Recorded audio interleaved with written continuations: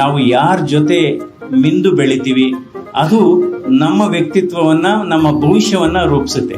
ಈಗ ನೋಡಿ, ನಾವು ಶಿಕ್ಷಕರ ಜೊತೆನೆ ಸಂವಾದ ಮಾಡ್ತಾ ಇದ್ರೆ ವಿದ್ಯಾರ್ಥಿ ಆಗ್ಬೇಕು ಅನ್ಸುತ್ತೆ. ವಿಜ್ಞಾನಿಗಳ ಜೊತೆನೆ ನಾವು ಸಂವಾದ ಮಾಡ್ತಾ ಇದ್ರೆ ನಾವು ಸಂಶೋಧಕರಾಗಬೇಕು ಅನ್ಸುತ್ತೆ. ಹಾಗೆಯೇ ನಾವು ಈ ಕುಡುಕರ ಜೊತೆ ಸಂವಾದ ಮಾಡ್ತಾ ಇದ್ರೆ ಪ್ರಪಂಚ ಬಹಳ ಸುಲಭ ಅನ್ಸುತ್ತೆ, ಪ್ರಪಂಚದಲ್ಲಿ ಏನು ಸಮಸ್ಯೆ ಇಲ್ಲ ಅನ್ಸುತ್ತೆ. ರಾಜಕಾರಣಿಗಳ ಜೊತೆನೆ ಜಾಸ್ತಿ ಸಂವಾದ ಇಟ್ಕೊಂಡ್ರೆ ನಾವು ಓದಿದ್ದೆಲ್ಲ ವ್ಯರ್ಥ ಆಯ್ತೇನೋ ಅನ್ಸುತ್ತೆ.